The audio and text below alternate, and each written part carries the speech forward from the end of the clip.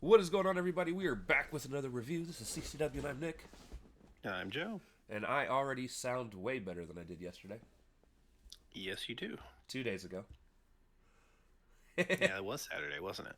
Yeah, there was enough wrestling to last a week, though. Let me tell you that. Boy, wasn't it? I'm still a little congested, but I'm getting better. Kat's got what I had, so that's sad for her. Sad for me too, because I don't like to see her sick. Yeah, that's how it works.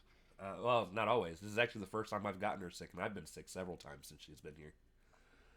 Ah, She doesn't get sick often. But, anyways, cover Monday Night Raw. We're in Evansville, Indiana. And man, you know what? I really wish WWE wouldn't do shows in smaller arenas. It makes them look so poor. Or something. I think that's what the internet likes to say about AEW. that wasn't even that small of an arena, really. Compared to what they normally do, it is. Yeah, I mean it's like an 8 to 10,000 person arena instead of like a 18,000. But yeah, we're in Evansville. We got Joe Tessitore and Wade Barrett on commentary. So I always put whoever talks first, and it's either Joe or... Oh, by the way, yo, what the hell is Michael Cole doing not showing up to work? This dude has missed more time in like the last month and a half than I think JR did his entire tenure. Which is crazy because this dude hasn't missed much at all until like the last month and a half. He's probably, well, number one, JR had Bell's palsy, so that's just not true. But I'm just and talking was out shit. for a while. But no, I don't know. I don't know what's up with. It's just weird for me He had a because break in like 20 years, so Yeah, give well- the man a break. well, no, that's what I'm saying. So Cole hasn't been around. Well, hasn't been around. Hasn't missed like any time, almost at all. He was on the pay-per-view, wasn't he? I Did think he so. do Wrestlepalooza? I- Because Pat was out there, so he did Wrestlepalooza. Did he? Yeah, yeah, he did. But yeah, It was is our him well and Barrett there. Him, Barrett, and Pat for most of the show. also WWE. If you can hear me, I would rather have Corey Graves over Tessitore, but that's just me. Corey Greaves is out with an F5 injury. Yeah, whatever. I could eat an F5 with my body in the shape that it's in and be all right the next day. And he's a trained wrestler. Come on now.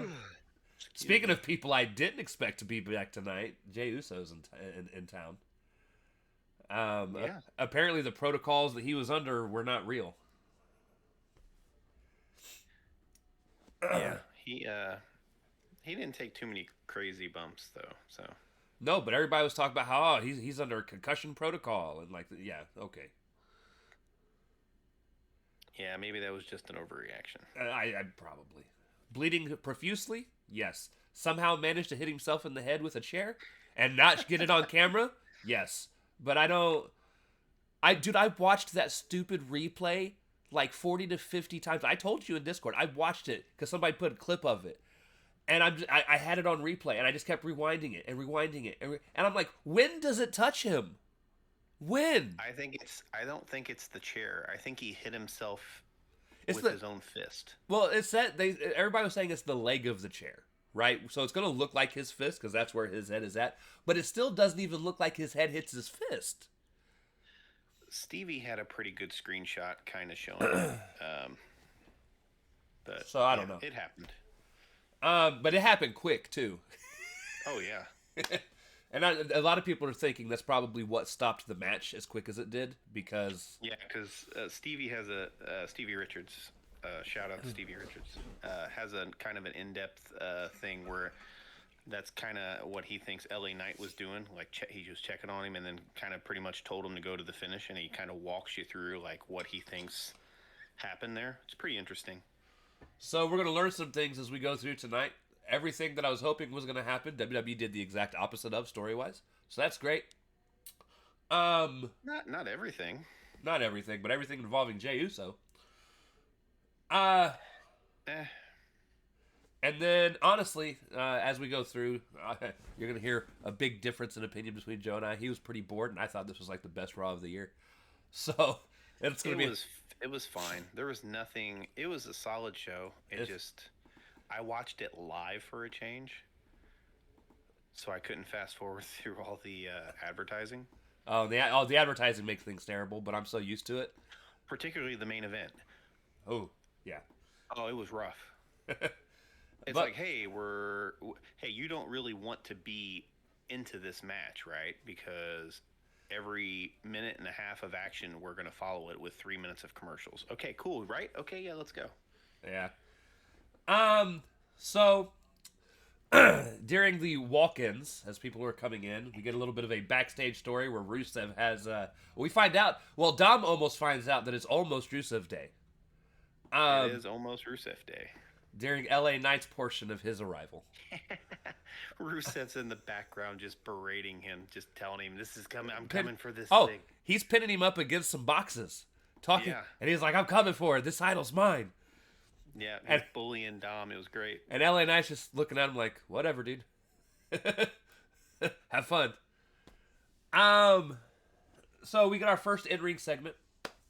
Cody Rhodes comes out, does his thing, asks Evansville what they want to talk about because I already do, if they ever wanted me to punch Cody Rhodes in the throat, it like made me want to punch Cody Rhodes in the throat because I'm never actually going to punch him in the throat because he'd whoop my ass. But if there was ever a time that I've wanted to punch him in the throat, it's every single time he says, "What do you want to talk about?" I hate it. I've always hated it. I think it's dumb. Just talk. Right. But he says it because it's his punchline. And he says he wants to win another Perth ring to match the rest of his hand. And immediately, Seth friggin' Rollins comes out, thankfully, to save this for me because I'm not gonna lie to you. I enjoy Rollins when Rollins talks. I do not enjoy when Cody talks. Yeah, Cody. It's just so bland. It's drab, very, very drab. I'm hoping for a Cody Heel turn. Heel turn here soon. Me too. So Seth says that ever since SummerSlam, he's had crown jewels circled on his calendar. 2 of the best in the world in their prime, one-on-one, best man wins, and it should be that simple, but it's not that simple. He says it's us, so it's bigger than that. He knows that everyone thinks about himself. He knows what the internet, the locker room, and Netflix thinks about him, but he doesn't give a damn. Seth wants to know what Cody thinks of Seth. Cody looks dumbfounded, as did I, because I sure didn't care what Cody thought of Seth. But now we're going to have to find out. And Cody says it's complicated, and it shouldn't be. Seth makes questionable choices, Heyman being one of them. He calls them goons, and Heyman's like, "I'm a goon? Right. I'm a goon?" You're still Heyman's goon, or not Heyman, you're still Brock Lesnar's goon. That's what I would have said. That would have been hilarious. So, Cody says it's complicated, it shouldn't be. Seth makes questionable choices. Sorry, I'm going back where my notes started because I lost track because I started talking. Heyman being one of them. Seth changed Cody's life, though, and at WrestleMania, he stood across from an opponent that he didn't know when he first came back. He said then they had their fight in the Hell in a Cell, and it pushed Cody to fight through the injury that he had, to be more than he ever thought he could be. Then at Mania, he was his shield, and he helped him win the title from Roman Reigns. Yep. The real question is, though, what does Seth think of Seth? He says, "We have our match. A ring is on the line. But what can I do for you, Seth?" Because I'm also curious at this point where this is going. Because I'm like, okay, they're not going to obviously not talk shit about each other, which I feel like they should. So Cody in a roundabout way just said, "I think I'm better than you Yeah. because I'm 3-0 against you, and you better step up your game, son." But Seth says he still got the watch that Cody gave him at WrestleMania 40. He hasn't worn it until tonight. And he asked, was it real or just a token gesture? Right. Cody can give glowing praise to heap on Seth when it suits him, but then in his next breath, he undermines everything that Seth stands for. He goes on to interviews and says himself that he's the one that could QB this company into the future. So what does that say about Seth? Either Cody's not good, or either Seth's not good enough, or not as good as Cody is. And he says the Vision aren't goons; they're a group of they're not even a group of people, but they're the future of what the industry looks like, and it runs through Seth. Which is funny because Seth is pretty old now too. Yeah, they're about the same age. Seth, I think, is a little younger. Right. If anything, the future it probably runs through Braun Breaker, but that's a whole nother story we'll get to eventually. Yeah, they're holding their cards close to their chest there. Yeah, that'll probably happen around Mania season. He's totally breaking out of that group. Oh yeah. So he says Cody will be the QB, but it's going to be his QB. And at Crown Jewel, the truth will come out, and by any means necessary, he will show that he is the alpha. Cody's like, "You're the alpha?" He says, "At Crown Jewel, it will be one. Will it?" He says, "I got two questions. Will it actually be 1-on-1? And also, in the 3 matches we had, how many have you won?" And at that point, he slams the mic into Seth's chest, and he walks out the ring. And as he goes down the aisleway, Braun steps up to him. Seth waves him off, and then Cody walks by and walks to the back. I actually thought overall it's a good segment, and honestly, what I like most about this segment is what it leads to later in the show. And it's not even something that Seth is directly involved in, but he's there, and this promo makes that mean more because of how it's handled. Sure. Both of them got their points across, and here's the thing, I think they're both stupid in this whole scenario. Because obviously they've had their past rivalry. We know about it. Because he came in, he beat Seth straight out the gate. Seth wasn't happy about it. Caused hell for Cena. Cena somehow actually managed to get himself injured right before a match, but he still did the match. And it was a great match, probably one of the better Cell matches. Well, it had visuals. Spectacle with his pec being torn off a bone. Right. But yeah, no, it's it'll be interesting to see if this develops more over the next couple of weeks, storyline wise, or if they're gonna leave it at this. Obviously, something more is gonna happen with Seth. I don't think it's gonna be left at this. It's gonna escalate somewhat. I don't know to what point, because there's so many other moving parts that are adjacent to this. Right. But it's a short build to the Crown Jewel in Australia. What this kind of pushes for me though, and this is not a solo complaint against WWE. This is a complaint I'm kind of having in both major promotions. I can't obviously honestly, I can throw New Japan in there too. Right? I am officially over the amount of large or medium to large heel stables that literally just exist to torment baby faces. Well, you got to stack the odds against the baby faces. You can find other ways to do it. You don't need to literally bring in 3 to 7 people every title match, defense, whatever. And then try and say, "Oh, you're trying to change things and you're trying to push for the future." Yeah. Like the Seth Riders are doing it, the Death Riders are doing it. It's a common ploy. Evil is doing it with his people. I don't remember what they're called over in New Japan. Like, it's tiring, and yeah. Maybe, again, this is where the benefit for WWE fans or the benefit for AEW fans that only watch their their one's product that they like. And maybe it doesn't feel like it's that big of a deal to them that are watching it because it's the only product that they like, so it's the only ones that they're watching. But if you're AEW, you're lying to yourself because you've got 2 huge factions over there that are doing it. Because you also got the Don Callis family. But no, listen, I actually like the Vision as far as their full makeup goes. I love Seth. He's one of my favorites in WWE as far as heels go. I think he needs a little bit of a restructure in his character because he's kind of been the same guy for 15 years. Yeah. He doesn't have any edge anymore. But if there's one thing I can at least say about him, he's a hell of a wrestler. Sure. So I rarely get tired of his matches. He's probably the best worker in that entire company. With that being said, though, like, I'm excited to see Braun and Braun eventually push past it and do whatever it is that they're going to do. Because at this point, I feel like they're actually being held back because of the vision and not really being pushed forward from it. Y'all could have just put them in a tag team and let them go. This whole vision thing wasn't needed. And they definitely don't need to be there to protect Seth. Seth, again, is one of the best wrestlers you got in the company.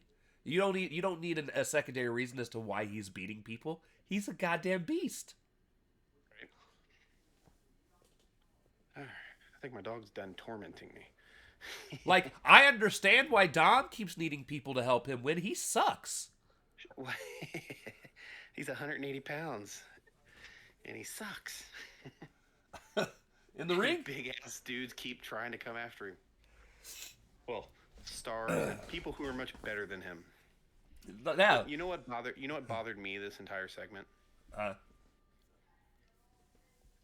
So, obviously it's a champion versus champion thing, and they're fighting for some stupid ring. If the titles mean jack shit, why do I care that they're fighting over some fucking ring? Because that's not for us. That's strictly for Perth. This is why. So I didn't watch Crown Jewel last year. I will probably watch it this year just so we can fucking talk about it because it is a WWE show. But I don't care, right? I'm going into this show 100%. I don't care. I don't care because the women are going to be doing it too. It's their show where they put the two men's world champions and the two women's world champions up against each other. Honestly, if you want to make it even more fun, make it a mixed tag and have fun with it. Because... And honestly, there is something I wish that... Okay, I'm going to say this now because this has been something that's been bothering me, and every time I think about it, it's early on in a show, and then I don't remember by the end. Do you know what I wish the WWE would do? I wish what the WWE would do, because I think it would make the product even better. Take the women's... Stop being a dick. Yeah, stop being a dick, Bane. I know, he's being a jerk. So, what I want them to do, WWE, and I think it would make the product at least a little bit slightly more interesting, alternate the shows that the titles are on. And here's what I mean by that. I don't think the Women's World Champion and the Men's World Champion should be on the same show. I think the Women's World Champion should be on the show with the WWE Men's Champion. So that each show actually has its own set of unique-looking belts, instead of it just being, hey, here's the men... Hey, here's the men's... the copy and paste version at 75% for the women. Right. And at least that way it feels like both shows does have their separate sets of titles that they can run with. I just think it would look better. I wish they all looked unique and different instead of just being Listen, that is my miniature versions. That is my ultimate wish. Absolutely. That is what I would prefer. We can bitch about the way the Divas belt looked, but at least it was unique. That's true. Look, you already had a cool looking women's world championship back in the Attitude Era. Bring that back if you really wanted to. Yeah, it wasn't an ugly title. Now everything just has to be their fucking logo blown up to, a huge size with just letters around it. It's all about the brand. Right. Branding and advertising. So apparently, Netflix has just decided it's found a way, or WWE has decided it's found a way to work around my ad blocker. So I no longer... you're going to see these damn ads and you're going to like it. I no longer get the cool little commercial break moments. It annoys me. Now, this has happened before, though, and it eventually stopped doing it, and it came back. So, we'll see. But yeah, if you want to talk about the next segment and match, it is on you, my guy. On you. The next segment was an Usos backstage. Essentially where Jimmy and Jay were arguing over the Braun match and LA Knight's involvement. Jay seems to think that they would have been better off and probably would have won the match had LA Knight not inserted himself into the match. Jimmy's trying to get him to squash it, but Jay's all up in his head and is going to finish it with LA Knight tonight. Apparently there was a match set up for them to fight tonight, so we get that later tonight. Yeah, we will. First match of the card. Did you have anything for that segment? Um, yeah. Uh, at the end of the segment, at the end of the segment, um, Jay yeeted in Jimmy's face, and I was so mad. Like, I'm already annoyed that they're doing this with Jay. I really am. There's somebody somewhere that's like, oh no, this is amazing. He's struggling with his own identity. No, fuck you. Okay, he has been this overwhelming, annoying baby face, right? Like, more so annoying than I think Cena has ever been. And now all of a sudden, you're gonna try and push him into this like angry dude for no reason, right? Where he's like not happy with his brother. He's mad at other faces in the company. Like Got all this angst for no reason. he's got all of this unnecessary angst, dude. You're like coming towards the end of your career, right? You've probably got 7 years left in your career because you've already been wrestling for 25. Like you're waiting till now to develop all of this anger at a point where I don't care. I just want to see you and your brother win gold together again. Like, that's what I want to see from the Usos because they are that good. And God, is WWE hurting for tag teams on Raw. Boy, it's Judgment Day and nobody. And the War Raiders. That's it. Judgment Day and the War Raiders. I forgot the War Raiders existed until tonight when they had the 6-man. And the team that actually has the titles. I said the Judgment Day. There's one more then. It's the Judgment Day. It's the War Raiders. The Americanos that they just now formed a stable. Now there's the Americanos. Well, everything's a joke for in Raw. Because then you've also got Otis and fucking what's his face. Oh, I about said Tanahashi. It's not Tanahashi. American Alpha. God, that's. Well, yeah, that's. But what is the other guy? Listen, I don't remember his name off the top of my head. It's not that deep. He's the worst one of the Tozawa. two. Tozawa. God damn. But you got a long walk to get there. You got American Alpha, and then where the hell has American Made been? Who's American Made? That's Gable's group. Oh, the brothers. Yeah, where the hell have they been? Them and old girl have just disappeared. We ain't seen them on. She shows up later tonight. Well, I know, but no, you're thinking of Ivy. Oh yeah, I'm thinking of Ivy. I was thinking of the chick with Otis and them. Yeah, no, she's there, which I was actually happy to see her. But they need to get her in the ring, dude. Whether we want to see it or not, they need to get her reps, or she's not going to get better. That the need for reps, I agree with. It shouldn't be on the main roster though. Gil, that's the shut entire up. point of developmental. But yeah, no, they need to. Anyways, we'll get to that later. Gil. Well, our pets are just on some shit tonight. Just over here meowing at the damn steps. If I can hear you over my sound-reducing headphones, dude, there's issues. But yeah, no, they need tag teams, and the Usos are a top 5 in the world right now tag team when they're together. We're not talking about just WWE. We're talking about top 5 in the world. They're the Usos.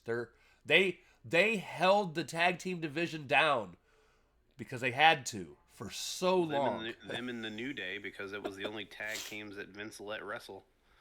Right. The Revival left, thank goodness. And instead, you want Jay to act like he's 15 right now. He's angsty. He's got all these feelings. And still running around with dumbass shades yelling yeet. Anyways, go ahead. New Day versus Penta and the War Raiders, the aforementioned War Raiders.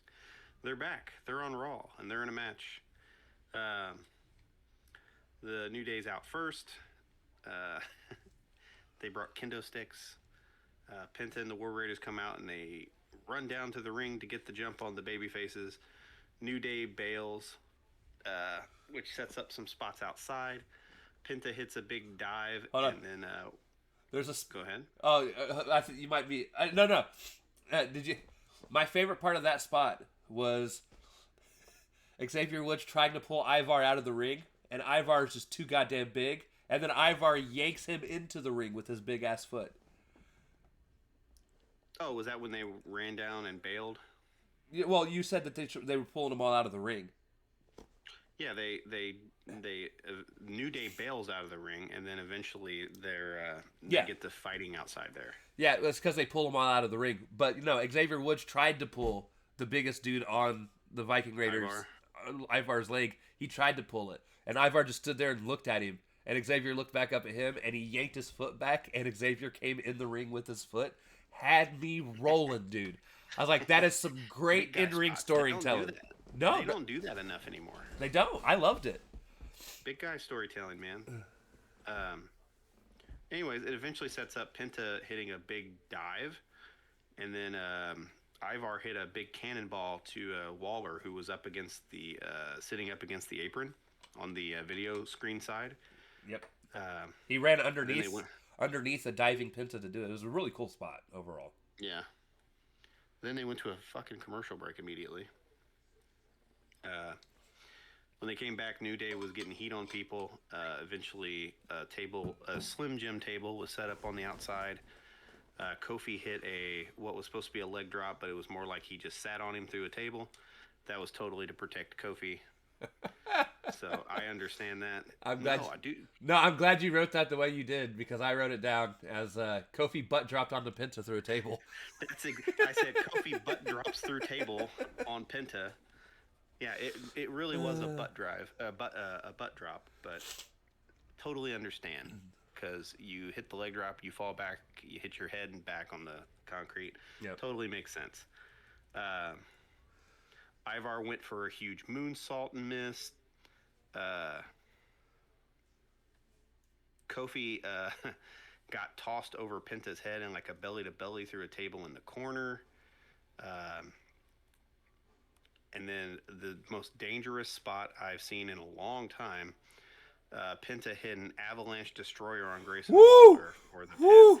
And I thought he landed right on the top of his damn dome. Listen, so you missed my favorite spot, and it wasn't even that. My favorite spot of the match was Eric double choke slamming Kofi and Woods, because somehow he held both of them and walked them to the middle of the ring while they were holding on. That's so what's his name could miss the moonsault. Right. But just to see, like, don't get me wrong, Ivar's a big dude and you could tell he's strong. But it wasn't Ivar, it was the other one, wasn't it? No, it was or Eric. I'm sorry, yeah, Eric is what I meant to say.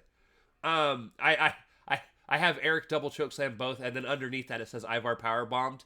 So I was reading Ivar when I meant to read Eric.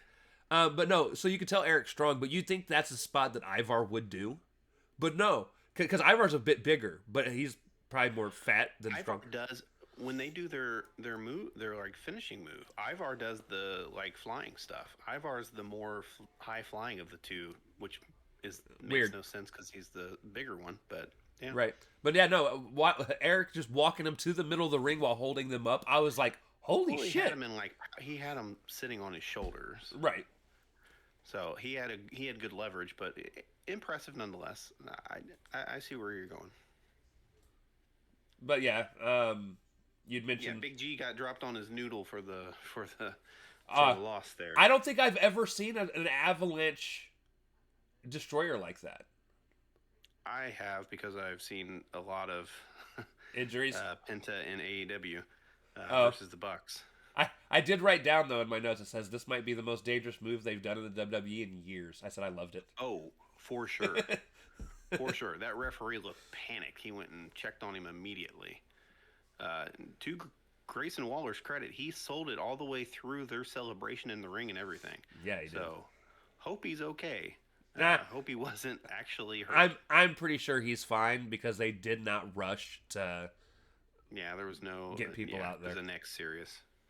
But man, what a spectacle of a spot. And actually, I could tell you exactly why I know he's fine. So, he does the move, and immediately the ref runs over, does the hand squeeze test to make sure he's fine. Because had he not been, I don't think he would have let Penta push his neck over to get the pin the way that he did.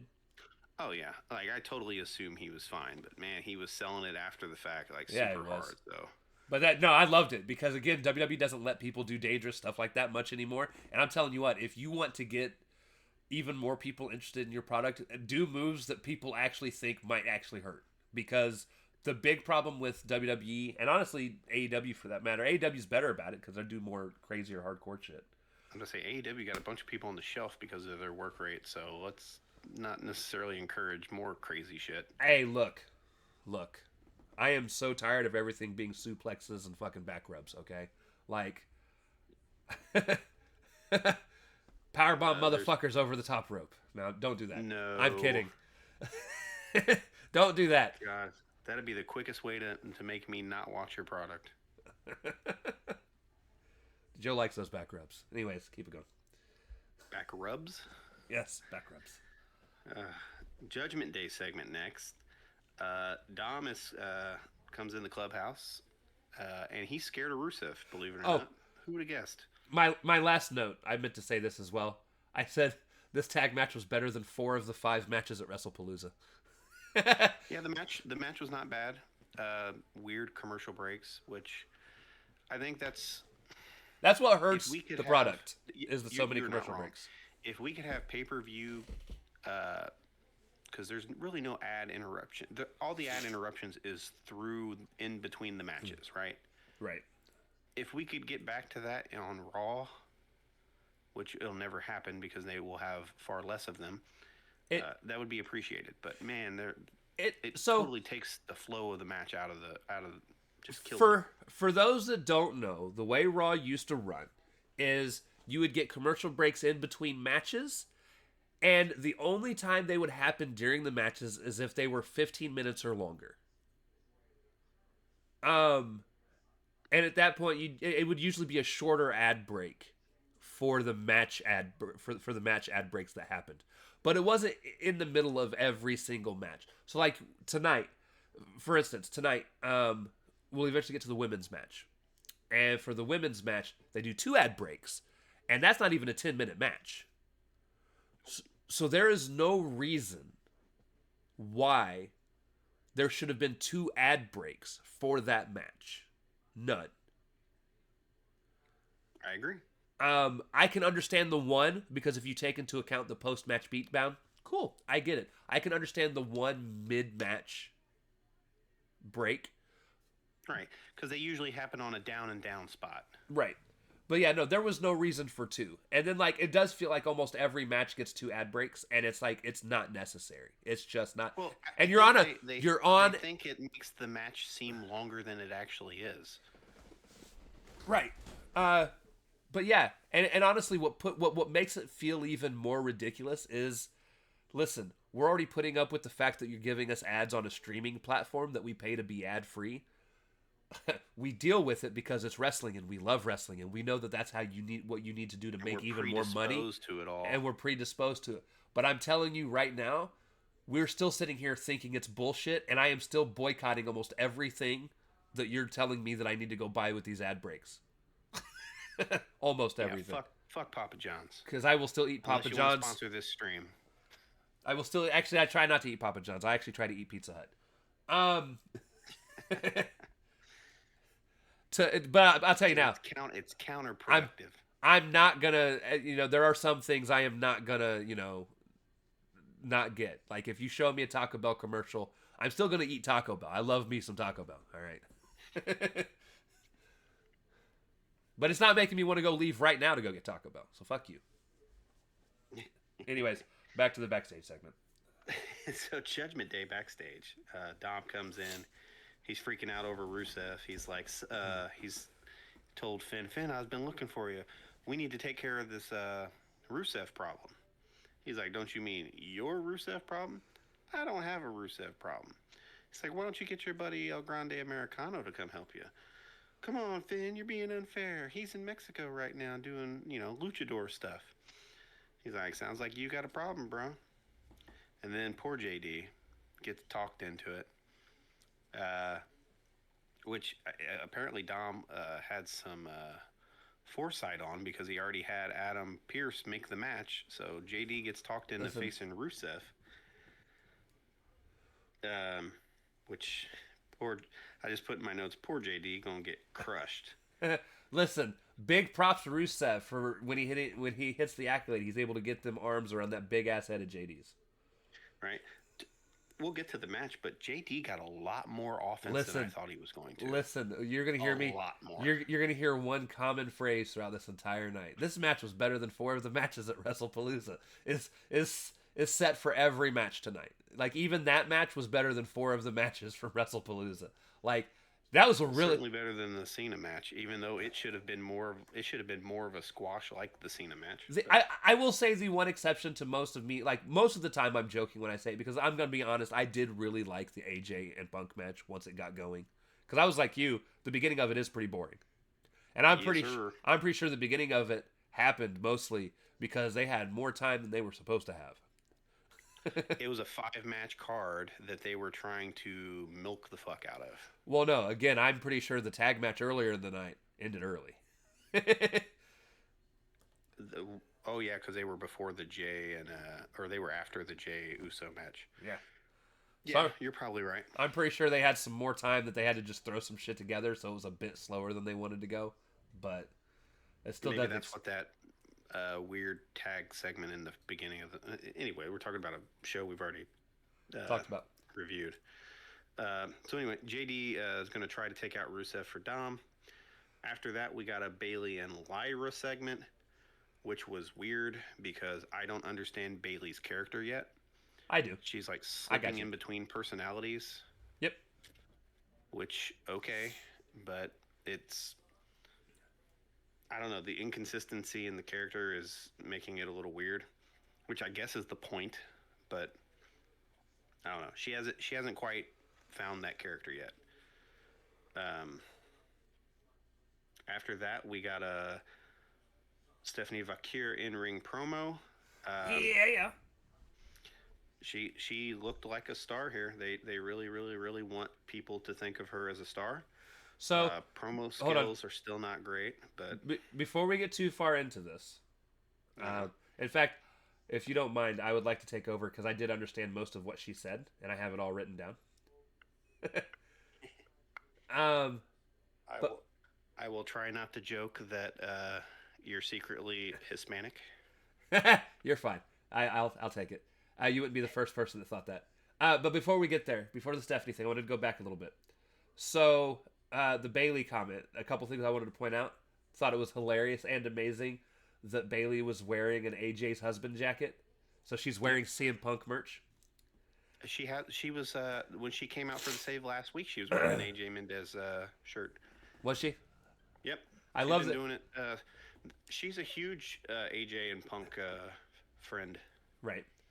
And I said Bailey is certified nuts now, and I might end up enjoying this more than I should. But we don't know yet. I'm gonna tell you right now. I'm going into it cautiously. I've enjoyed a little bit of what she's doing, and what it is, and we'll talk about it more even later once we get into the match. There's not a tell when a switch happens. It just happens. And I think that's what the problem is. I feel like as people, we are, especially in wrestling, not resting. We are predisposed to thinking that there needs to be a switch that causes something. Prime example, and I even make this comparison later. Festus. It was the bell ringing. Once the bell rung, he went nuts, and then the bell would ring at the end, and he'd be fine. For the whole, I think, month that he was Festus. But I do think that is a problem. And it's not going to be. It's going to be. They need to find a way for us to be able to tell which Bailey it is and what's causing it. Because here's what I think would be interesting. Now, did you watch or listen to Sean after the show by chance? You didn't? I did not. Okay. So if I'm still working and I'm not near being done, I will usually watch his show while I'm working. Right. I used to watch it every week when it was him and Denise, but since Denise moved on, I have not been able to tolerate that much SRS. No, see, I like Sean. I do too. I like Sean quite a bit, but I like when he has somebody to bounce things off of. Right. Plus, I thought him and Denise were they were like two siblings fighting over things all the time. Right. Like their ideology of wrestling differ. Well, most of the time they agreed, but I just like their back and forth. He does stuff with another guy on Wednesday night's show that I do enjoy as well. Oh yeah, that's the guy from Sour Graps. Oh God, why can't I think of his name? I don't remember it either, but Wolofsky or something. he seems to think, funny enough, and here's the thing: he could have been deadpan joking, but he thinks that the trigger was her outfit. I don't think the trigger was her outfit. I think the trigger was caused because the good side of her loves Lyra Valkyria. The hugger side of her loves Lyra Valkyria and sees Lyra Valkyria as like a best friend type role. But Sure. when Lyra gets attacked, it makes her mad, which forces the side that hates Lyra Valkyria to come out. But she's already in a match, so she's going to beat up on the person that's in the match for it. But that's why she yells at Lyra at the end and pushes her down at the end of that match, which we'll get into again later. Because the same thing, if you think about it, happened last week. So Lyra was confused because when she comes out to help, she seems like she's really out there to help Lyra. She takes everybody out and then almost walks up to her like she's going to start beating her down. Runs out, hugs everybody, goes backstage, and then when Lyra shows up, she's pissed. Lyra is what's causing all of this to happen. Lyra just needs to go to another show. May I suggest NXT? Honestly, she could probably switch with Julia. I'd like Julia more on Raw than she is over on SmackDown. Fucking Julie is pointless. Like, it makes me so mad. They're literally doing nothing with her. And if they weren't going to do anything with her, they should have kept her in NXT. Correct. But anyways, so in-ring segment, Stephanie Vaquer comes to the ring. I put probably so that Rhea and 4 other people could come out and say that they want title shots. I was wrong, thankfully. You were. They had their own shit to deal with. Pierce says, congrats. Stephanie says, thank you. This was her biggest dream, and at times it felt impossible.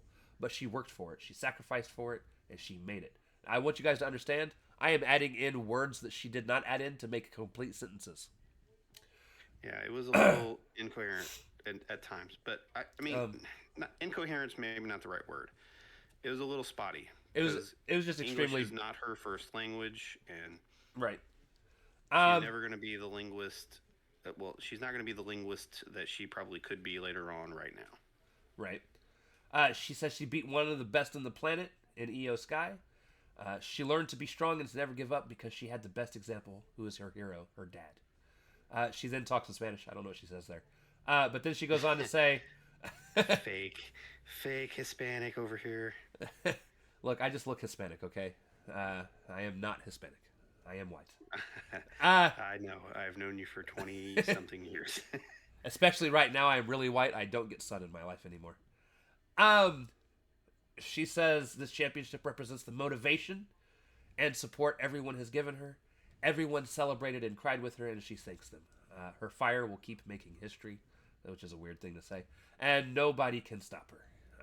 And she will be facing whoever wins Friday at Crown Jewel because they're doing the 3-way match with what's her face?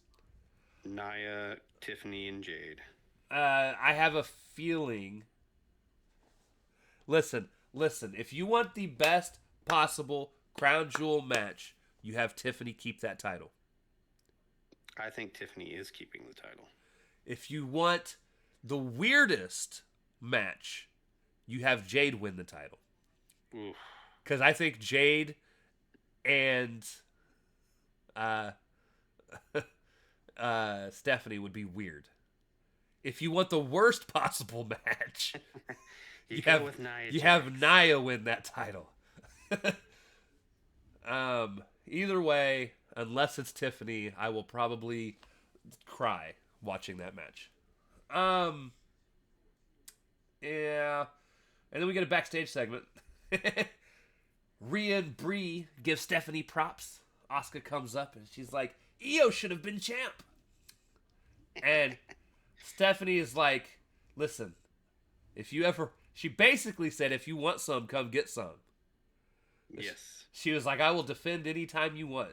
And they 'cause Asuka called her an unworthy champion. Io should have won. Yeah. They all the faces walk off. Asuka starts to say something in Japanese, and Rhea comes back immediately and is like, you know what? I've been keeping to myself for respect out of Io, but you know what? I'm sick of your shit. I'm paraphrasing. Yeah, you're pretty much on point. Asuka says, you're not ready for Asuka.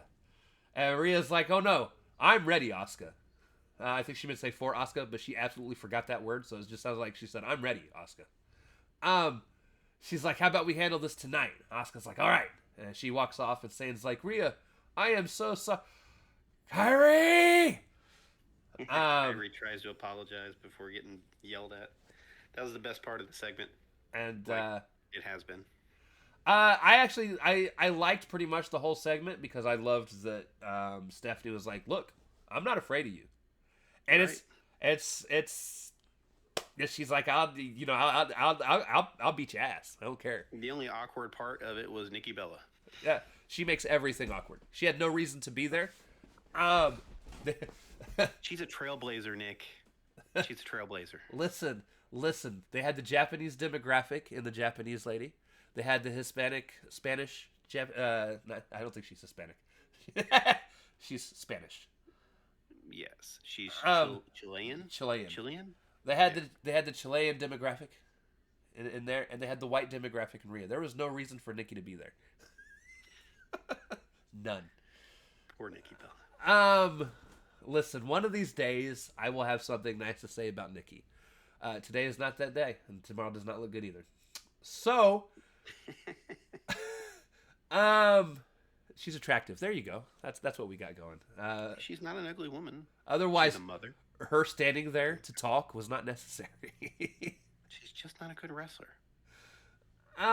She's a good game show host or some sort of host of something. She's a good podcaster with her sister. Are they? I've never seen their podcast. Me neither, but I'm gonna say that she's good. Look at you reaching for straws. But yeah, so I'm pretty sure their podcast is probably entertaining though because they're sisters, so they definitely probably don't get along very well, but they get along very well. Interesting lives, and if you've ever seen the reality show with what it was called, the Bellas or whatever, right? I do not remember. Oh, it was funny. Mostly Daniel Bryan making fun of Nikki because he would call her stupid in backhanded compliment kind of ways, and she wouldn't pick up on it. Please tell me, did Bryan's an asshole? Did Brie at least pick up on it? I don't recall, but or is she also dumb? Daniel Bryan is a jerk, and it's a lovable kind of jerk. Right. But no, so I loved that Stephanie did step up. It was like, hey, we can do this anytime you want. She has to. She's the champ. And I absolutely love that Rhea was finally like, look, I'm done with your shit. And I'm actually happy where this leads later because this is the most interesting thing to me on Raw, period, is whatever dynamic is going on out of all of this for the last the last month and a half has been the most interesting thing on Raw. Agreed. So, yeah. Okay, you can go back with the match. We're good. I'm like, oh no, you're not going to let me do all the matches. You're going to do this match. Oh, you want me to do this match? All right, you do this match. So this match was actually really fucking good. I actually thought it was really good. I really enjoyed it. Bayley and Roxanne Perez. Bayley, I think, is really good at drawing the best out of other people. I agree. And again, guys, it's a 4 horseman trait. My favorite horsewoman. All 4 of the horsewomen are actually really good at pulling out the best out of other people. Unless you're Sasha and you're up against Riho. Britt Baker, because you can't pull the best out of that woman to save your life. Anyways, Poor Britt. so Bailey and Roxanne at the beginning of the match. This made me so mad. The match starts, and not even 10 seconds into the match, they make it official that Asuka and Rhea are gonna wrestle. And I wish they would have held off until the match was over, because you took up 30 seconds of the match to talk about how important and how much better that this is than what's going on. That I feel like it absolutely pulled away from what they were doing. And they do it again later. And like I They did don't it multiple times. I don't mind that you announced the match. You could like if Tessitore would have just been like, it's been made official, ladies and gentlemen, Asuka and Rhea later tonight, and then went back to just talking about the match, fully acceptable. 100% would have had no problem. But you sat here and glazed the idea that we're having a pay-per-view caliber match at the end of absolutely demeans and diminishes. He said WrestleMania quality. Right. Absolutely demeans and diminishes the two people that are in the ring right now. Right? You're talking about chicken salad, and you're looking at this like it's chicken shit.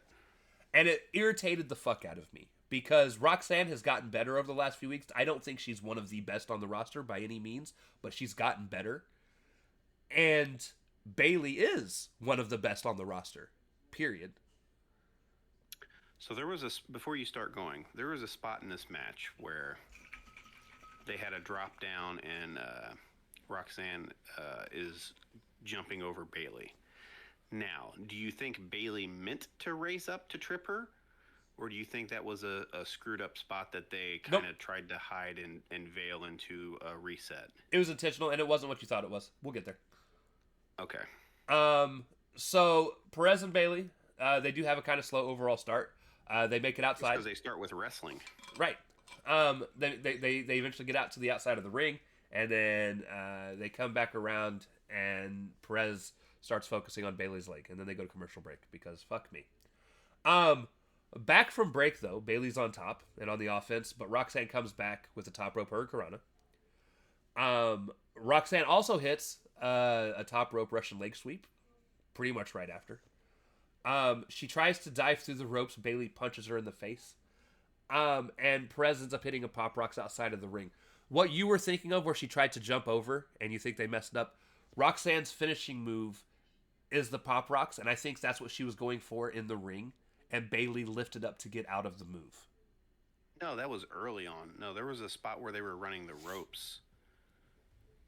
I don't even remember that. Oh, it's in there. So they covered it well enough for you not to remember. So yeah, that's very well could be good enough. Well, that's the whole point of that move, anyways, is to try to trip your opponent. Right. So. Oh, you're talking about during a. I get what you're saying now. I thought it was the pop rocks spot. No, you're right. No, she slid off her back, and that was intentional. That was a counter. Yeah. All right. So, where was I? Raquel goes to attack at one point. Raquel goes to attack Bailey. Lyra comes over and takes Raquel out. Does a pretty good job of it too. Like Raquel even like tries to kind of come back from it, and Lyra shoved her into the turnbuckle post, if I remember correctly. Yep, she hit the post and then was pretty much out for the rest of the match. Roxanne attacks Lyra. Bailey, at this point, is when she snaps and loses her shit. She hits the belly to Bailey. Another move in between that and the rose. Knee lift, a giant knee lift. I couldn't remember the knee lift. I remember the belly to Bailey, Bailey to belly, however it's pronounced. Bailey to belly. And then there, like I said, there was that vacant move that I couldn't remember, but then she rose plants her and gets the 1, 2, 3. And I said, look, it's Festus. But yeah, the rose plant is a weird move. I'm not a fan of it. I honestly think Me neither. Almost as bad as the stupid MVP's move, the playmaker. Yeah, it's bad. She should have just stayed with the Bailey to belly. Agreed. But yeah, so Bailey at that point has snapped and turned into heel Bailey. Bailey. And loses it on Raquel. Says, you can't hang out with me looking that stupid. You mean Lyra? Lyra. Because Lyra comes in the ring and tries to celebrate with her. Basically says she looks stupid. goes to leave the ring, and Lyra is left in the middle of the ring, confused, just like I'm sure everybody else was. Here's what I'm interested in seeing what happens, and here's what I think could be a lot of fun. Okay, I want to see Lyra become that friend that has to work with their friend that has mental health issues. I would like to see them tag up and end up winning the tag team titles. And Bayley be very confused. Like, be very happy that she's, tag team champions with her best friend, but then also be very confused on why she has to tag with such a loser. Just literally a love-hate relationship. Within just one person. And Lyra have to suffer the brunt of all of it. I just think it's an interesting idea, and I actually think that is where they're eventually going to go. Yeah, they're clearly, at the very least, they're going to take out the Judgment Day. Correct. But yeah, no, I thought this was, I thought it was a really good match. I even think the interference at the end was handled really well, because usually interference gets really sloppy, especially involving the Judgment Day. Well, they should be good at it. They do the same fucking match every week. Right. I was talking, but yeah, no, I think it was handled a lot better this go round. Raquel tried, and then she got fucked up for it, and then Roxanne got mad because Raquel got fucked up for it, and then Bayley got mad because Roxanne was mad because she got fucked up for it. A nice domino effect. I had fun. Yeah, the poor Judgment Day are booked into the same match the same bi-weekly booking, just with interchangeable opponents. True, that is a part of being a bit of a big heel stable. It's just a part of being in a company that doesn't try to book anything differently. And listen, you can't even say company anymore. AEW does the same thing with their women. Anyways. Oh, I know. It's the same fucking Collision 8-woman tag match every week. Absolutely. Why is it the women, too? Why is it just the women can't be booked properly? I have no clue. Backstage, Jay gives congrats to Cody. Not Jay. Jimmy. Jimmy congrats Big Jim. Cody. Big Jim. And Cody's like, hey, how's Jay doing? And Jim's like, yo, he's all in his head. He won't listen to me, but maybe he'll listen to you, Cody. Cody's like, all right, I'll talk to Jay. And then they walk off. Listen, I didn't even need this segment, if I'm being honest. I think it would have been cool to see Cody just walk up and ask Jay if he's all right. But then how would you have got to over 2 hours? We didn't need How 2.5 to hours. nearly 3 hours. It could have been 2 hours and 25 minutes. We didn't need this one segment. Well, no, but then they had 2 advertising breaks. One before the segment and then one immediately after it. Right. Now, if you want to talk about the actual important part of this, you can. I'm good for now. I'm thirsty. You mean Cody talking to Jay and Jay saying he's good? Yeah. Yeah, that was the gist of that. Don't forget, they yeet each other. Yeah, yeet. He calls him Oos and everything. They're on first name basis. Maybe he has the same problem Bayley does. It's just when he looks at LA Knight, it causes him to be an asshole. he just sees red. Oh, but yeah, Jay says he's good. Cody believes him. Cody's like, all right, heading back to SmackDown. Sounds like a Raw problem. Next, we got the Rusev versus JD McDonough match.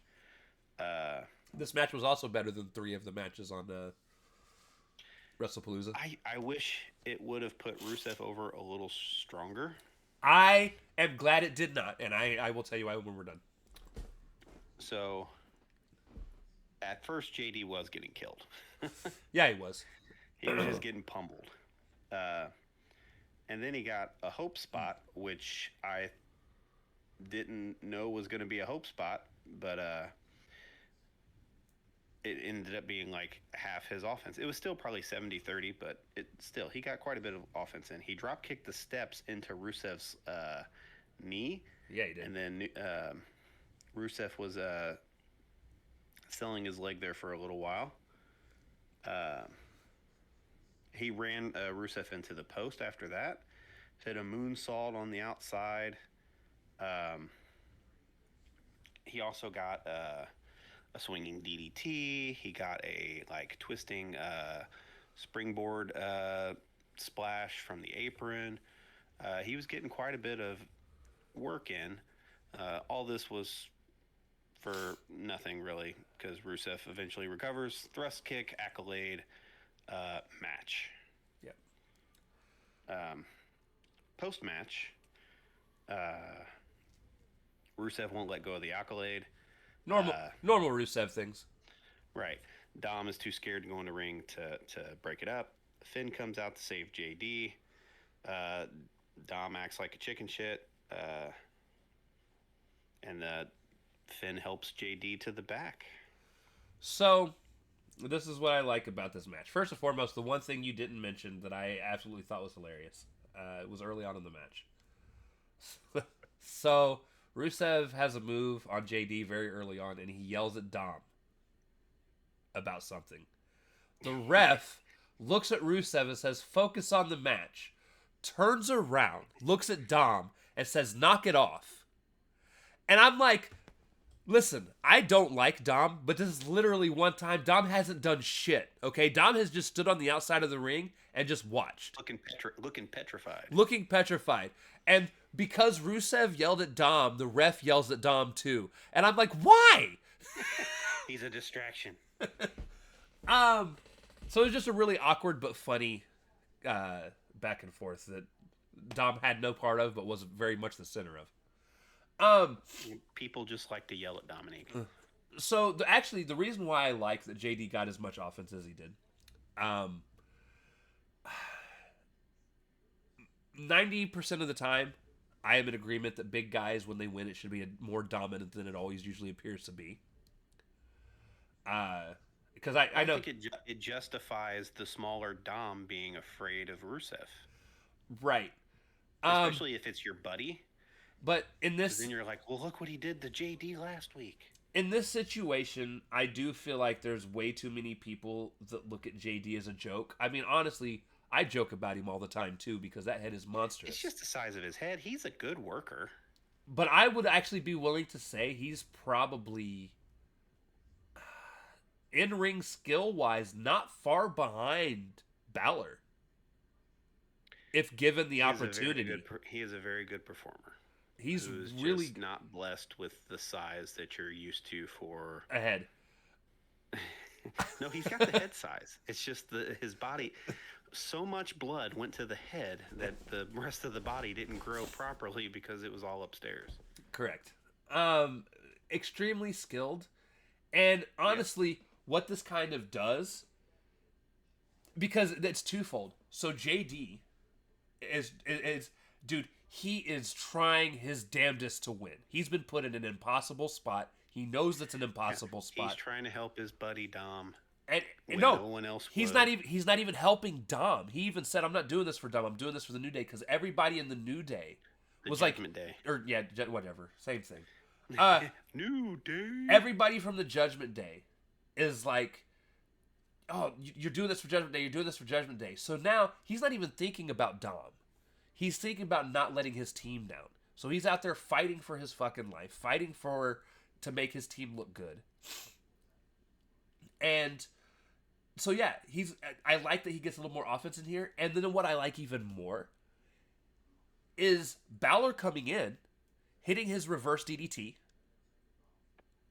which takes Rusev down because he hits it out of the accolade, because he basically grabs him from behind.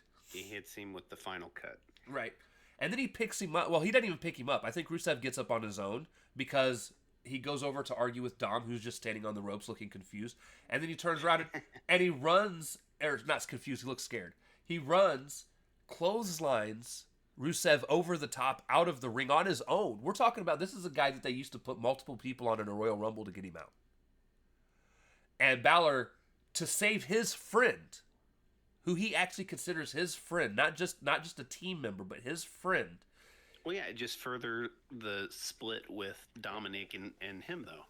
Right. But it just shows Which is how the much point. how much they're willing to do for each other. So no, I loved the way that all of this played out, and I actually think this is one of the few times that a Judgment Day segment actually felt like it pushed forward some bit of an interesting story. Yeah, it wouldn't have mattered though, because it wouldn't have mattered how much offense JD would have got in. The results of all of that could have been the same. Right, but I just like seeing JD get some offense in. I like JD. I agree. I don't hate JD, but the Rusev's booking Has never been especially good. if they're really going to put the title on him, which I don't see how Dom wiggles his way out of this. But although that's been his entire career, I don't see how Rusev needs to look strong if they're going to actually pursue this path he's on. At the end of the day, you know what makes me really happy about this? What's that? The WWE is making him have others get offense on him because he absolutely He's not being booked like AEW Rusev. he Or absolutely AEW Miro. did not want to do that as Miro. It depended on who he wrestled. He had a thing against not wanting little guys, and to your point, that's what AEW's got a lot of. He's thought of himself as a much bigger star than he probably should have thought of himself as. That's how I feel. Most people do, though. Andrade is the same way. He thought he was a huge star. Look, dude, Andrade, you are amazing. I know he'll never listen to this podcast, but I think Andrade is an amazing wrestler. I Absolutely. will never think he's world title material, but he sure thinks he is. He was when he was when he was in NXT. They booked him like a fucking stud, man. Then he needs to go back to NXT. Him and Selena. I also heard he was doing really well over in CMLL. You know what? Go back to CMLL, man. I think that's where he's going to end up, and I think the reason he is gone is because of all the AAA stuff. And he refused to work with AAA. I mean, if you remember when they announced their purchase, CMLL and AAA they're like it's like the Bloods and Crips, man. oh yeah, if you remember when WWE bought out AAA and on WrestleMania had him go on stage as a part of the whole AAA thing, pissed. he was the one. He looked shitty, dude. He didn't want to be there. Yeah, he was pissed. But yeah, you can go ahead. Keep going. So after all of that, we got an Io and Asuka segment in the back. Yeah, we did. Io tries to stop Asuka, asks her to cancel the match. She says she doesn't take advice from losers. Asuka did to Io. Io pleads with Kyrie to stop Asuka. Kyrie's like, we would not be here without Asuka. So Yeah. they exit stage left, and Io looks a little sad and a little panicked. Yeah, it's a good segment. Obviously, as we know, it's not done with the backstage segments between the two of them, or not between the two of them, but between Io and other people. Nope, we got one more of those. But yeah, no, I loved it because it's showing Io like being torn between people she cares about, but it's also showing she cares about them for different reasons. Sure, which will come into play with the next segment. Yeah, the next Io segment. Because she cares about Rhea because Rhea is an actual friend, whereas she cares about Asuka out of respect. And here's the thing that and kind of like a family thing, like they came together and they're kind of like right. And for those of you that don't know how much respect means to the Japanese culture, oh, it's a lot. It's a lot. So, next backstage segment, La Knight tells the interviewer to stop talking. Literally. He's like, "Why do you keep talking?" This is exactly how he worded it. But no, he doesn't understand why Jay is so hot at him. He was checking on him, and he shoved me out. He's like, he shoved me out of the way. And he this at is least acknowledged it. Thankfully, this somebody is, acknowledged but they it. went the exact opposite fucking way that I feel like they fucking needed to. Because instead of being like, oh yeah, you know, he pushed me out of the way and took the spear that was already coming.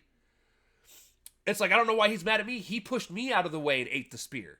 Like, bro, what? Because then we wouldn't get the match tonight. They still could have had this match at some point.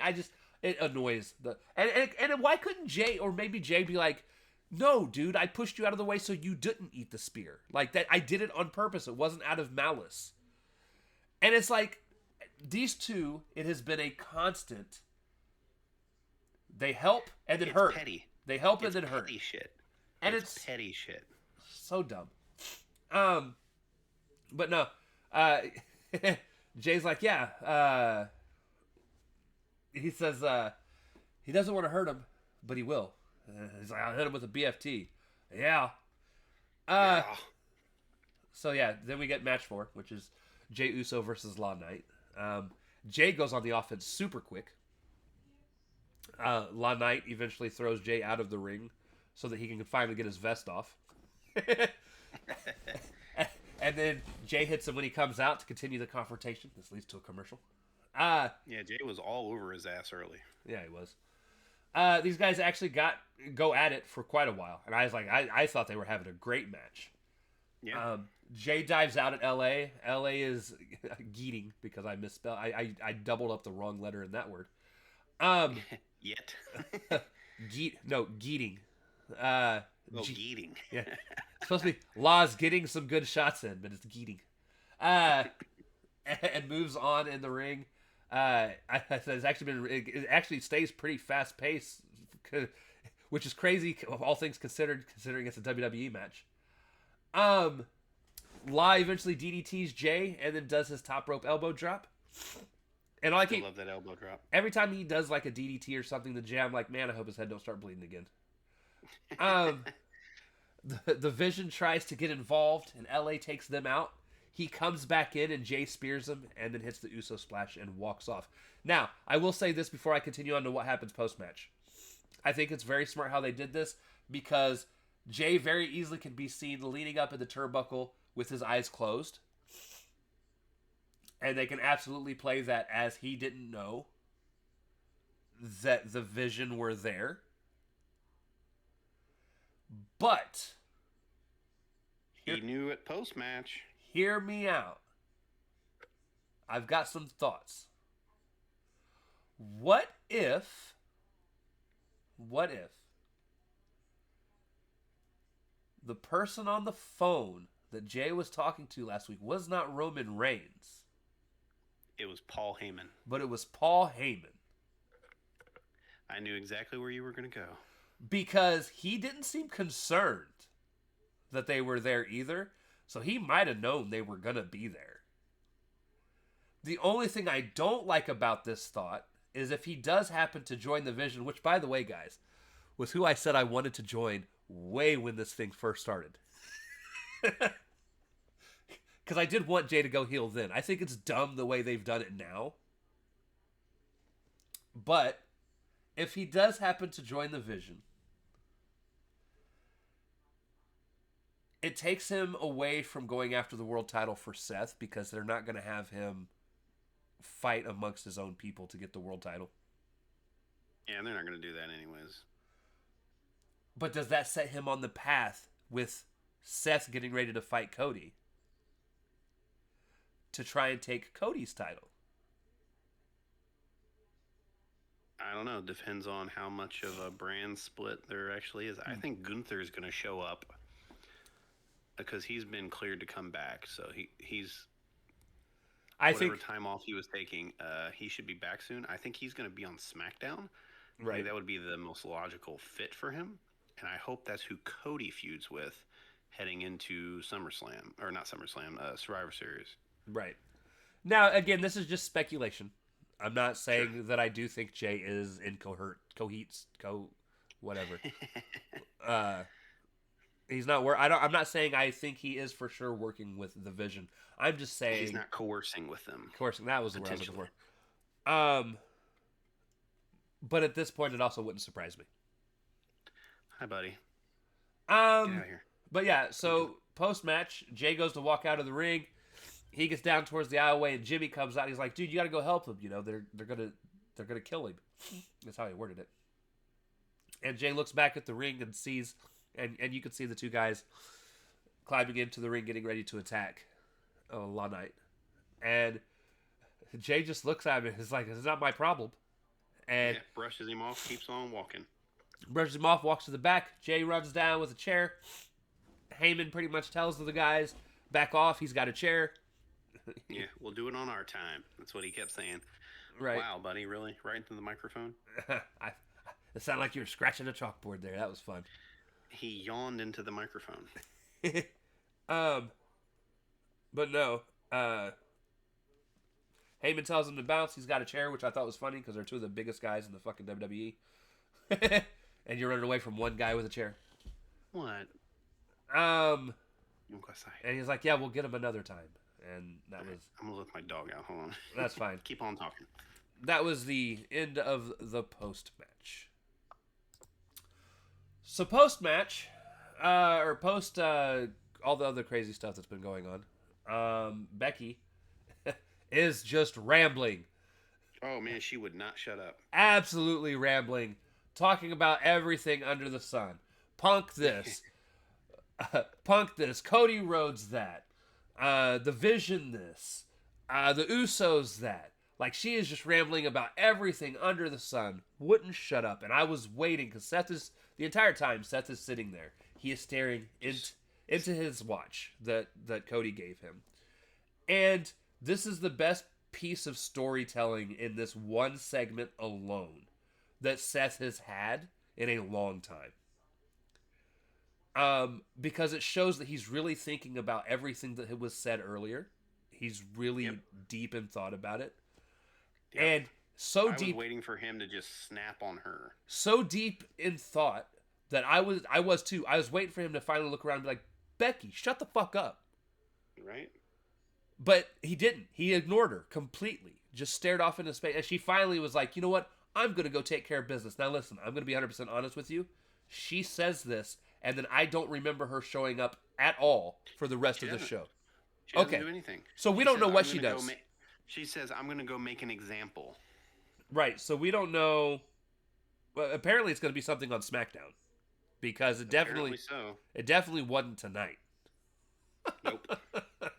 Unless her idea is she's going to go jump AJ or challenge AJ to defend her IC title against AJ. Yeah, quiet the doubters.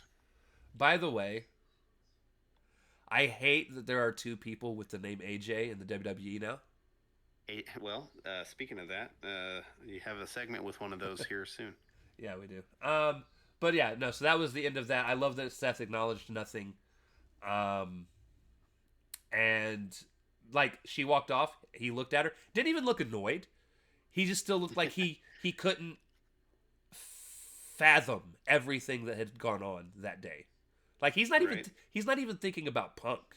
Like, he's just so deep in thought about what's going on with Cody. And I was like, I like this. So, go ahead. You can handle the next couple thingies. So, after the Seth and Becky thing, we've got Rhea Ripley and Io backstage. Io tries to convince Rhea to call off the match. Rhea says no, that she's been trying for weeks to be respectful to her, but that Asuka's had this coming for a long time. She tries to convince Rhea tries to convince Io to be careful around Asuka because you can't trust her. And Io flips her shit when Rhea says this and says, Asuka's family. You don't know what you're talking about. Which made me think that Io could potentially spoil the next match, but she didn't. But clearly Io is conflicted with all this stuff. I wouldn't even be here if it weren't for her. I wouldn't be here without Asuka. She's a trailblazer. She's the Asian Nikki Bella.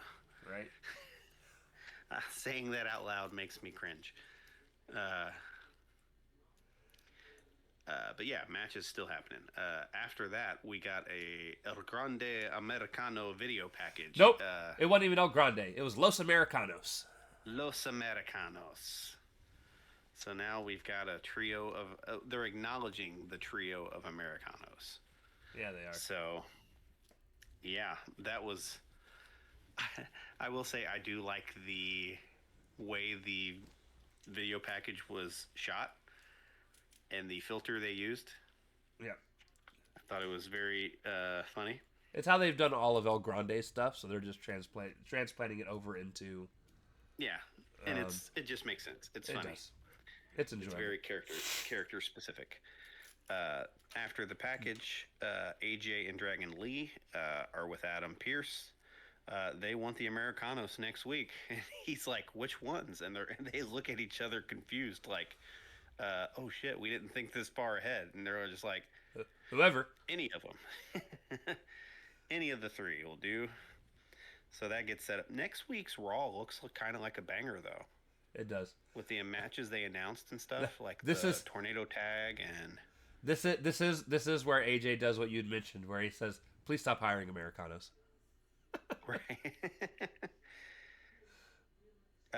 So yeah, we get the Americanos versus AJ and Dragon Lee next week, and then this leads into the main event. Rhea and Asuka, they wrestle early.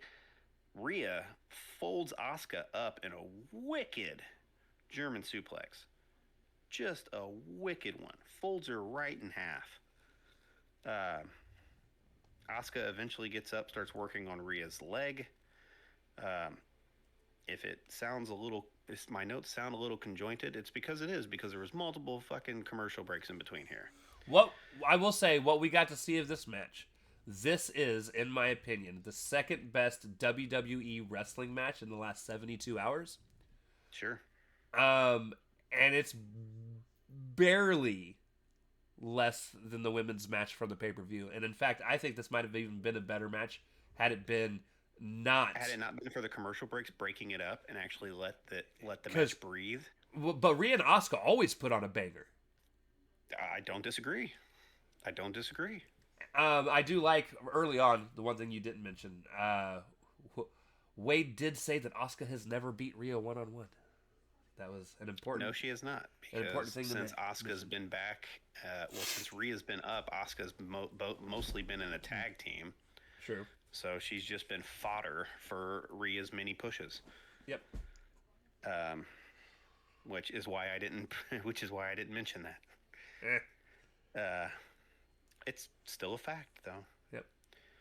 Rhea hits a giant superplex on Asuka.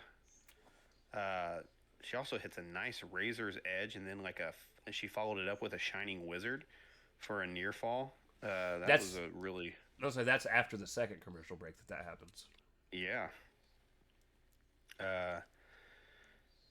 Asuka had Rhea in a ankle lock, and then grabbed her by the waist and held her in a leg capture German suplex. That was pretty cool.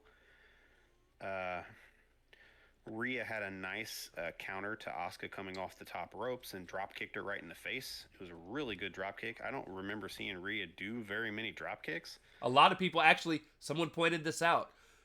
Not a lot of drop kicks are done now in wrestling, at least in the two main companies, unless you're Okada. Okada still does them all the time. Yeah, Okada does a very, very good one. But yeah, no, drop kicks aren't used as much as they used to be.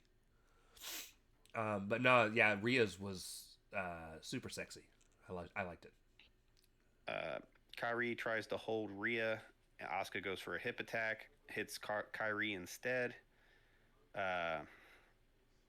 Rhea rolls her up for the win after that. So yeah, it was. I loved. So before we get to the post match stuff, match wise, I even love how the match ended because. I do too. It protects Asuka a little bit. Yeah, well, Asuka loses to her own hubris. Yep. Like she tried to get Kyrie to cheat to win for her, and it backfired. Yep. As it should. Yep. This was a very, very, very good TV women's match. Yeah, you can go post match. We done. Post match.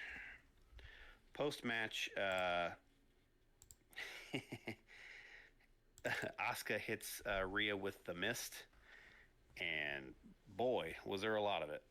Oh, nice thumbnail you just sent me. I thought it was appropriate for the match. Yeah, yes, it was. So Rhea gets hit with the mist. Kyrie and Asuka are beating down Rhea. Io comes out to try to stop it. This leads to Asuka betraying her, and her and Kyrie, Backhanded the shit out of Yo. boy, she did. Then her and Kyrie beat the brakes off of Io, left her and Rhea down on the mat. Rhea couldn't see, but she could tell that Io was getting beat down. She kept saying, Io, Io. But there was a lot of... She was hella green. She was hella green, dude. That last little spot of her on the mat kind of... it looked like she bathed in it. Huh? It looked like she bathed in it. Yeah, she like stained... She was stained all over the whole top part of her body. She's going to be annoyed for the next 4 to 5 days. Right? Getting all that shit out. That was raw, dude. But yeah, the post-match beatdown was pretty crazy. Now, it was good. Here's what's going to be interesting. Does Io get mad at Rhea and blame Rhea for even continuing to do the match? Or does she actually rightfully be mad at Asuka for Asuka putting her hands on her? And Kyrie for not having a spine to help. No, Kyrie bent really quick and helped beat her down. But yeah, and that ends Raw. It was a great match followed by a really good post-match segment that I actually really enjoyed. And again, I don't really want the tag match though. I would rather see these 4 women all in separate singles matches. Listen, damn good and well we knew this tag match was coming 3 weeks ago. We called it. We've been talking about it for weeks. And we knew it was going to happen. We were excited for it 2 weeks ago. My excitement hasn't changed. I just think because the singles matches would be better, I don't think they'll get the time in the tag match. And I think, my opinion, I still think it's going to be good regardless. They're all really good workers, so I don't know. So as far as the show goes overall, and this is why I said I think it's probably the best Raw for me, at least in my opinion, this year. The work was really good. The match quality is some of the best overall full show match quality I think I've seen come out of WWE in a very long time. Yeah, it's just the damn ads. And aside from the ads, this is the first Raw I can directly think of. And we've done a lot of these, especially since we started covering everything. This is the first Raw I can think of where every segment and every match was actually used to push something story-wise further. And not in a way that it felt useless. There are obviously... The Cody and Jay thing was kind of pointless. But that was one segment. Well, the Cody and Jay thing was used... The only part of that I felt was useless was Jimmy asking Cody to talk to Jay. I feel like Cody should have just went and talked to Jay. And I think it's supposed to show, again, the Jay thinks everything's fine. He's just got business to handle. And nobody else sees that. Everybody else sees it as he's going into a dark place. And it's probably more Jay doesn't see that about himself. So I think it has a point, and it's actually going to prove to have even more of a point. It's going to prove to have even more of a point if Jay is actually joining Seth and them. Because if he does happen to join them, then it's going to prove that he was perfectly fine with everything the way that it was going. My dog's ear just scraped my microphone. Oh, you're good. We didn't hear it. I heard it though. But yeah, no, it's just a Raw that I haven't seen things go this smoothly as far as storytelling in a very long time. It was missing some big hitters too. Punk wasn't there. I'm so excited AJ to get to SmackDown and hate life. Like I'm telling you, it's. Oh man, you're looking forward to that Nia, Jade, and Tiffy triple threat. Probably going to be the main event too. Do you want to know what makes Raw today. The Superior or WWE show? No. Today specifically, so funny. And what's that? Raw's own television show makes their PLE look bad. Like, it was a pay-per-view put together very quickly with the sole Oh, no. purpose of just taking up time. It was. But you know what? Still, they don't get excuses. They put on a Raw better than their own PLE. And Yeah. you need to figure out how to not do that, because your PLE should always be better than your TV shows. It's why people go specifically to watch the PLE. Well, especially now that you're charging people $30 a month to see them. Yeah. Unless you're smart. So, Unless you've already got a Netflix account and a $3 a month VPN. yeah. But yeah, so that's it, guys. I don't have anything else to add to this. Just a fun show. No. Fun show. Wasn't too bad.